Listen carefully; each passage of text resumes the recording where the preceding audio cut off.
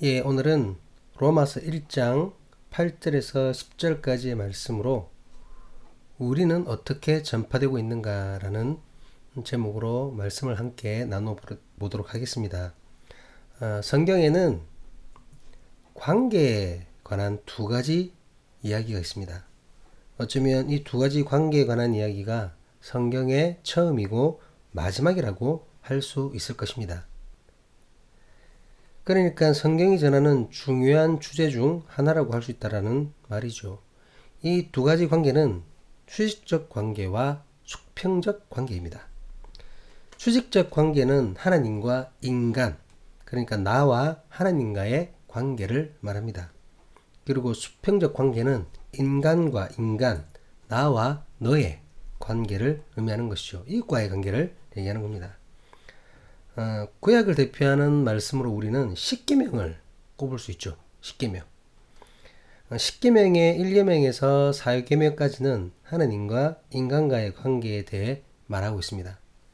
나머지 5계명에서 10계명까지는 인간과 인간, 나와 이웃과의 관계를 나타내고 있습니다. 이 십계명은 하나님께서 모세를 통해 이스라엘 민족에게 주신 것이잖아요. 이스라엘 민족에게 반드시 지켜야 한다고 명령하신 것입니다. 그 10가지 계명에서부터 이렇게 하나님과 인간과의 관계, 그리고 인간과 인간 간의 관계, 이렇게 두 가지 관계의 중요성을 설명하고 있는 것입니다. 신약에서도 예수님께서는 같은 취지의 말씀을 하셨습니다. 마태복음 22장에 보면 한 율법사가 예수님을 찾아와 주님을 시험고자 질문하는 것이 나오거든요. 그는 예수님에게 가장 크고 중요한 계명이 무엇인지를 질문합니다. 그 질문을 받으신 예수님께서 이렇게 대답하시죠. 마태복음 22장 37절에서 40절까지 말씀입니다. 예수께서 이르시되 내 마음을 다하고 목숨을 다하고 뜻을 다하여 주 너의 하나님을 사랑하라 하셨으니 이것이 크고 첫째 되는 계명이요 둘째도 그와 같으니 내 이웃을 내 자신같이 사랑하라 하셨으니 이 두 계명이 온 율법과 선지자의 강령이니라. 하나님을 사랑하는 것, 그리고 이웃을 사랑하는 것, 이 두 계명이 가장 크고 귀한 계명이라고 말씀하신 것입니다. 그리고 이 두 계명이 온 율법과 선지자의 강령이라고 선언하십니다. 무슨 말입니까? 온 율법과 선지자의 강령이라는 말이 무슨 말이죠? 여러분, 신약 시대 때는 그들이 성경이라고 부르는 것이 무엇을 말하나요? 구약을 말하는 거죠. 지금 우리야 신구약이 다 있지만 신약 시대는 구약만이 성경이었습니다. 그 구약 성경에 그들이 성경이라고 부르는 구약 성경의 기본 입장, 가르침, 삶의 지침이 바로 이 두 계명으로 함축될 수 있고 이 두 계명으로 얘기할 수 있다라는 거죠. 하나님을 사랑하는 것, 그리고 이웃을 사랑하는 것, 하나님과 나의 관계를 바로하고 나와 이웃의 관계를 아름답게 하는 것이 믿는 자들이 삶에서 지켜야 하는 가장 큰 계명인 것입니다. 그렇기 때문에 믿는 우리는 하나님과의 관계를 바로 세우는 것이 너무나 중요합니다. 그리고 그것만큼이나 내 이웃과의 관계를 아름답게 하는 것이 너무나도 중요합니다. 이 두 가지 관계를 위해서 언제나 최선의 노력을 하는 것이 마땅한 모습이죠. 오늘의 본문을 통해서 로마의 그리스도인들이 세상 사람들, 바로 그들의 이웃들과의 관계가 어땠는지를 짐작할 수 있게 하는 부분이 있습니다. 간단하지만 로마인들이 로마의 그리스도인들을 어떻게 생각하고 있는지를 알 수 있게 해주는 기록입니다. 오늘 본문은 로마서에서 사도 바울이 첫 인사를 마친 후에 뒤이어 이어지는 바울의 고백입니다. 바울은 로마 교회를 향해 감사의 마음을 전합니다. 본문 8절 말씀입니다. 먼저 내가 예수 그리스도로 말미암아 너희 모든 사람에 관하여 내 하나님께 감사함은 너희 믿음이 온 세상에 전파됨이로다. 사도 바울은 로마의 그리스도인들로 인하여 하나님께 감사하였다고 전합니다. 그들 때문에 하나님께 감사하게 되었다라는 말씀이죠. 바울이 그들로 인해 하나님께 감사할 수밖에 없었던 이유가 무엇이라고 밝히고 있습니까? 그 이유는 그들의 믿음이 온 세상에 전파되었기 때문입니다. 그들의 믿음이 온 세상에 전파되었고 그 사실이 너무나 기쁘고 감사해서 하나님께 감사했다라는 거죠. 근데 여러분, 이것은 전도에 관한 얘기가 아니에요. 그들이 막 세상을 향해 나아가서 전도했다 이 얘기가 아닙니다. 예, 우리 문맥상 보면 전도의 얘기가 아니라 로마 그리스도에 대한 그 평판입니다. 평판. 그들에 대한 평판에 관한 얘기고, 로마 그리스도인들의 평판이 좋았다라는 거죠. 사람들에게. 그래서 그에 대해서 감사를 하는 겁니다. 바울이. 이해가 되시죠? 당시에는 그 어떠한 일이 세상에 전파되려면 어떻게 해야 하나요? 어떤 경로를 거쳐야 사람들이 알 수 있습니까? 뉴스도 없고 유튜브도 없고 뭐 기타 SNS 같은 거 전혀 없던 시대입니다. 정보라는 것이 지금처럼 활발하게 그렇게 막 통용되는 시대가 아니잖아요. 이 당시에는 어떤 일이 사람에게 알려지기 위해서는 여러분 소문이 나야 합니다. 소문. 사람의 입술을 통해 이야기가 전해지고 그 전해진 이야기가 다시 다른 사람의 입에서 누군가의 귀로 전해져야 됩니다. 로마 그리스도인들의 믿음이 이렇게 사람의 입과 입을 통해 소문으로 세상에 널리 알려진 것입니다. 그 소문이 여러 사람들의 입을 거쳐 로마에 가기를 소망했던 바울에게까지 전해졌던 것이죠. 그리고 바울은 자신에게 들려오는 로마 그리스도인들에 관한 소문, 그 좋은 평판에 관한 이야기를 듣고는 하나님께 감사할 수밖에 없었다는 말입니다. 그렇다면 과연 그들의 소문이 어떤 내용이었기에 바울로 하여금 하나님께 감사하도록 하였을까요? 어떤 학자들은 이 부분을 그들이 예수를 믿어 그리스도인이 된 사실, 그들의 믿음을 가지고 그리스도인이 된 사실, 그 사실에만 한정해서 말하기도 합니다. 그들이 믿음으로 그리스도인이 되었다. 이 사실. 그러니까 어려운 중에도 그리스도를 향한 믿음을 가지게 되고 그 믿음을 지켜내는 것을 말한다는 것이죠. 이것만으로도 로마의 그리스도인들은 칭찬받아 마땅합니다. 당시에는 그리스도를 향한 믿음 때문에 여러분 죽느냐 사느냐 하는 그런 세상이었잖아요. 생명을 담보로 한 그들의 믿음은 고난 중에서도 주님 앞에서 진실했던 참된 믿음이었습니다. 그렇기에 그들의 믿음으로 감사할 수 있다는 거죠. 충분히 감사할 수 있습니다. 그런데 만약 정말 그것이 전부라면, 그게 다라면 이것은 어쩔 수 없이 믿음 안에서의 일일 뿐입니다. 이해가 되시나요? 그리스도인들에게 감동이고 교회 안에서의 모범이고 위로일 뿐입니다.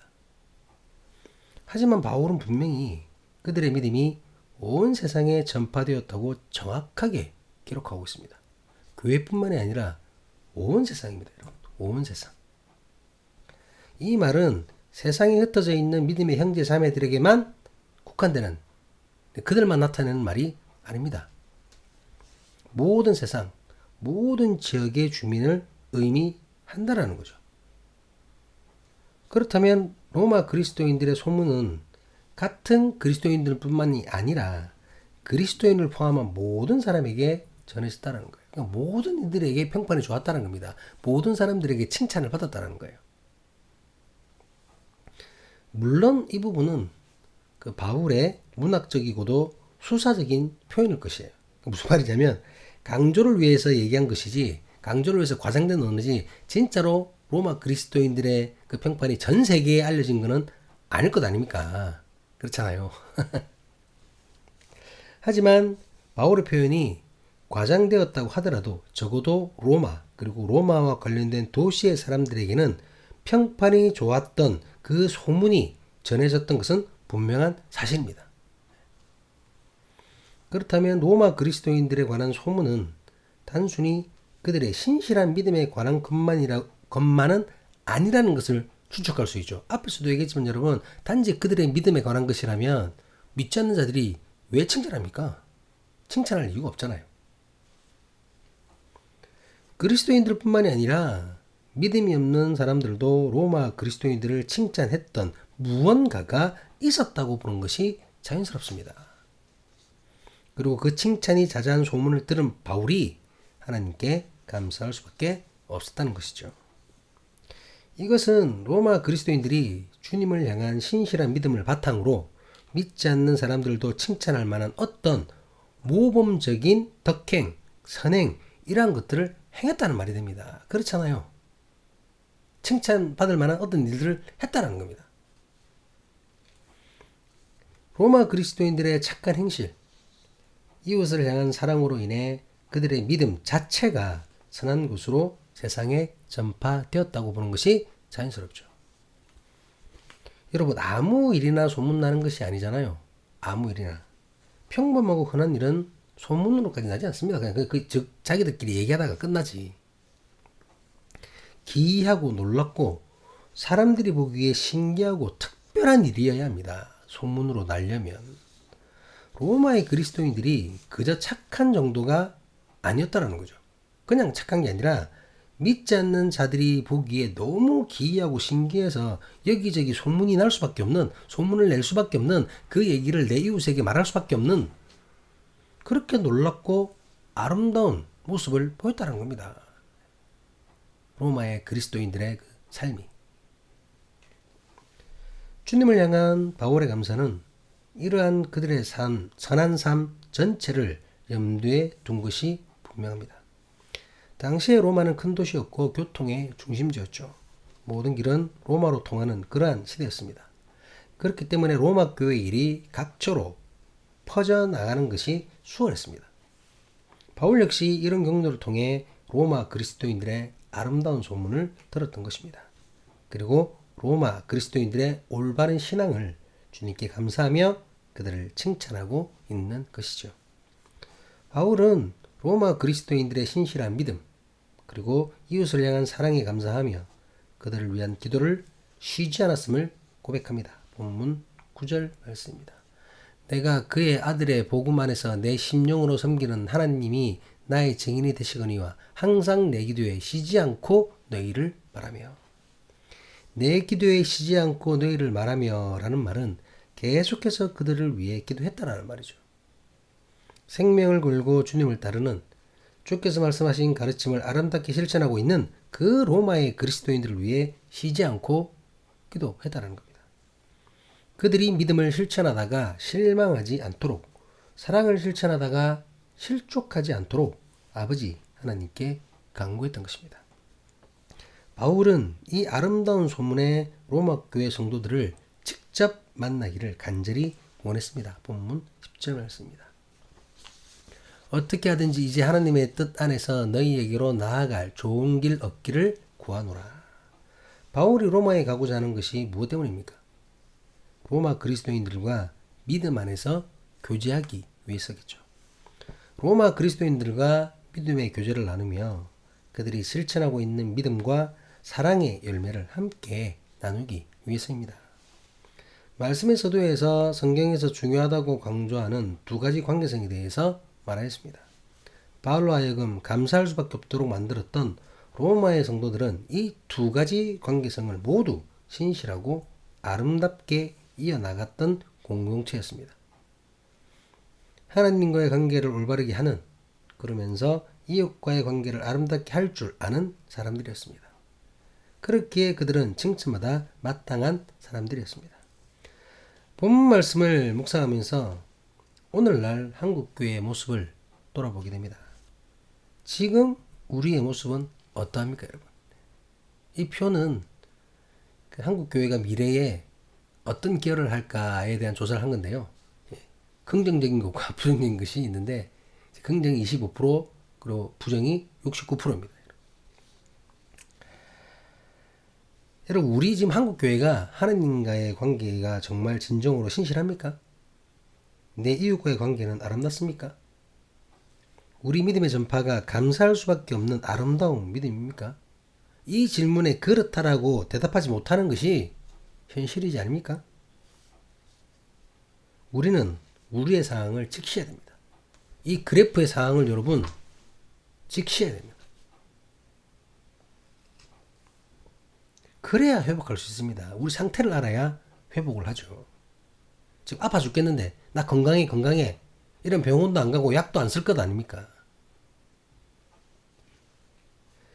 지금 한국 교회는 여러분 심각한 위기에 처해 있습니다. 하나님과의 관계는 왜곡되었고 이웃과의 관계는 어그러졌습니다. 거짓 교사들의 사탕발림에 하나님의 은혜를, 그리스도의 사랑을 오해하고 있습니다. 가짜들의 선동으로 이웃에게 피해를 주고 이웃과 다투기를 즐겨합니다.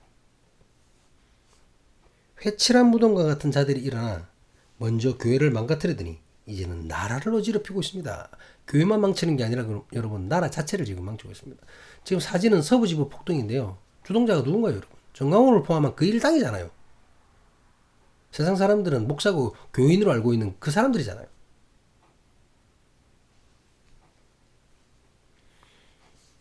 이렇게 성도의 잘못된 믿음이 세상에 전파되고 있습니다. 오늘날.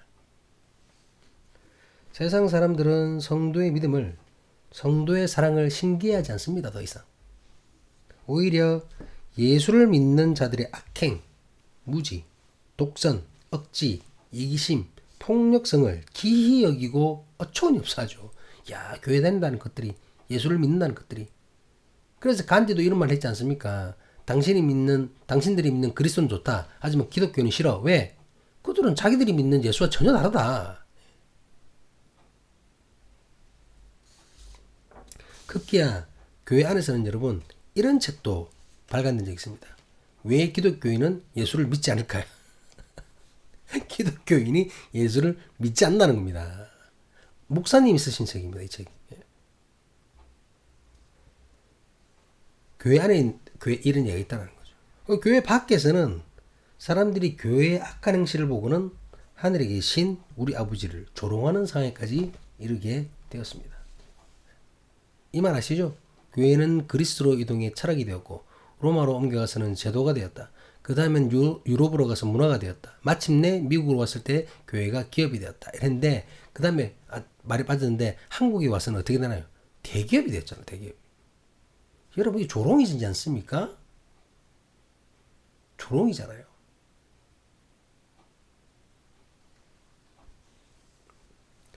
어느 때보다 간절하게 신실한 믿음으로 기도해야 할 때입니다.